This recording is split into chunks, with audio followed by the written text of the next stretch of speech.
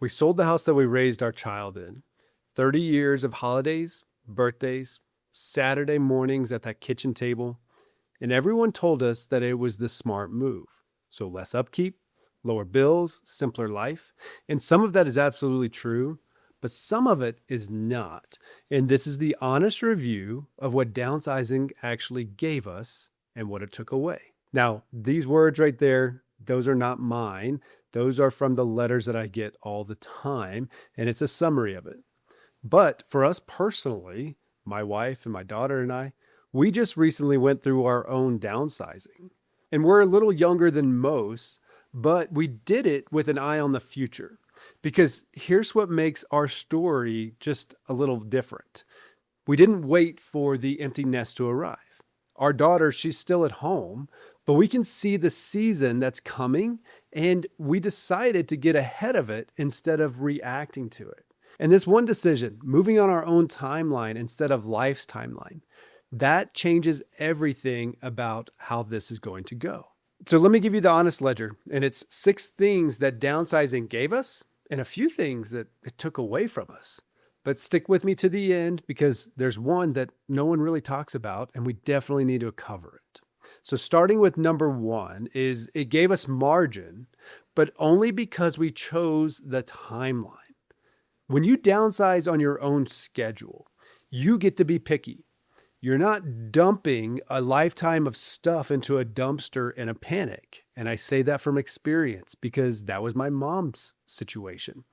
Her health turned shortly after her husband had passed away, and it turned into a crisis downsizing. You probably heard me talk about this before, but it all happened in a matter of days because the timeline was not hers.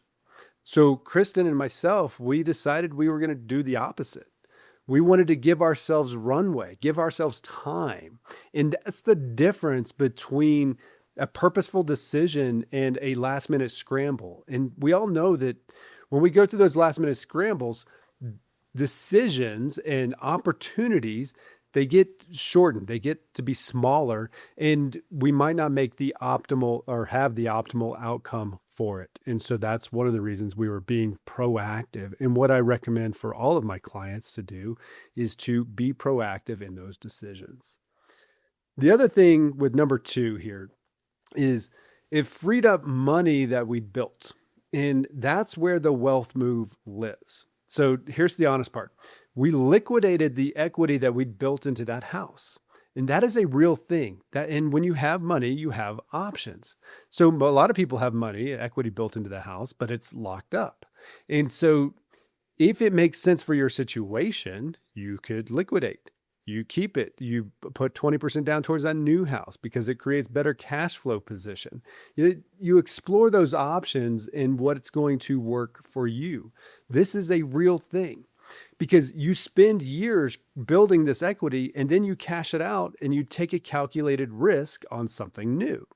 And one piece of good news that most people don't know is that if it's your primary home and you've lived in it for 2 out of the last 5 years, a married couple can take $500,000 and that is free of capital gains. And that's an IRS rule. It's not Weldon's rule or anything like that. It's the one reason that the math can actually work.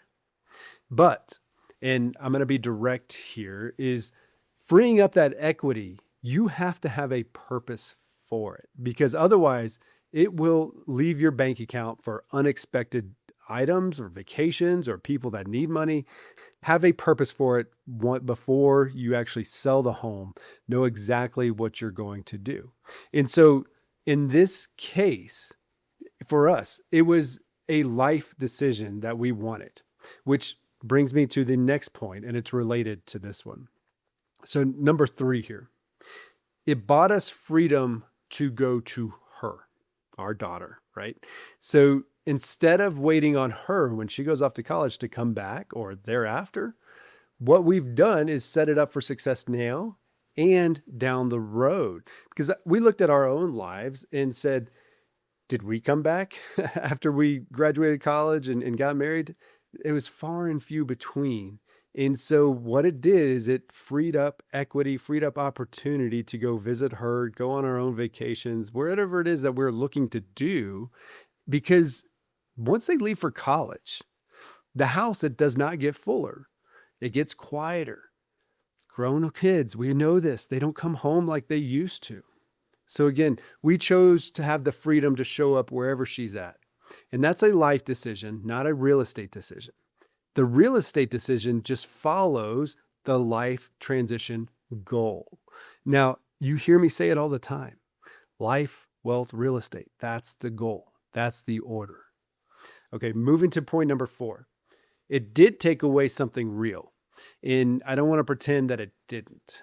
It took the place of where memories physically lived. And literally, the door frame of our pantry, it had the little marks of how tall our daughter was over time. So anybody that tells you that it's just square footage hasn't gone through it. But the memories, what Kristen and I both agree on, they're not stored in drywall. They come with you. And that took me a minute to believe, but we had that vision of why we were doing what we were doing, and that helps to get through it. But once you do, you realize you're right. It lives in your heart, right? Or in pictures, or however you wanted to capture the moment. There are ways to get through it. Now, number 5, it exposed how much the house was really costing us. So when you're in it, you don't usually add these things up. And even though best practices say set so much money aside every month for known maintenance in the future, that's not usually most people's reality. So when you take the time to actually write it down, you realize, okay, I'm so far into the roof that I have, and I need to make sure to set aside for those expenses. Or the HVAC, that's going to cost me something someday. The deck, the fence, the driveway. And none of those feel expensive until they show up at once, when Murphy is well in action, right? In downsizing, in this case, it actually forced the honest look at those numbers compared to the destination that we were headed. And once we saw the real number, the time, the mental load of maintaining that house where it was built for a family, it absolutely was, that was about to shrink. It got a lot clearer. You don't have to be in crisis to do that math. You do that math on your own terms because you can do it now on purpose while you still have options. And so as you listen to this, stick with me, because the next reason, this is why it all mattered. And this is coming up in number 6. This move for us, it only worked because we made the call before we had to. And this is the honest center of the whole thing. Most people downsize after they've entered into the season of life, or after that life season has changed altogether. And that's the kids have gone, you're now an empty nester, sometimes after a health scare or retirement. Look, these things all happen to us and we react to them.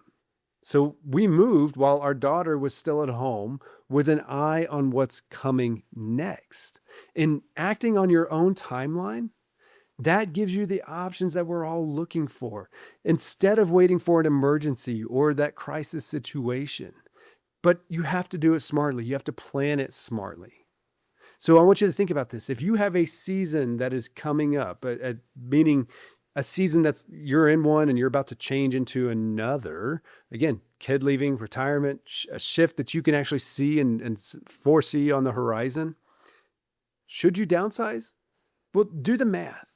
Understand the quality of life that you're trying to get after, because that vision is what's going to help drive you whenever things get tough, because things are going to get tough. That's just the way it works, because these life transitions are not easy.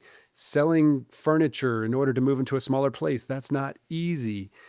Putting your house on the market, buying at the same time, these things, they're challenging. So you have to have that mental vision of why you are doing what you are doing. The question isn't should you downsize, it's a matter of when, because it's going to happen to all of us at some point. And the earlier on your terms into a home that fits that longer duration, that longer time to evolve with you, That's going to beat later on life's terms almost every time. So would we do it again? Based on what we know, yes, we would. Only time is going to tell if it's going to be a smart decision or not. And I'll be honest about that over time when I do these videos.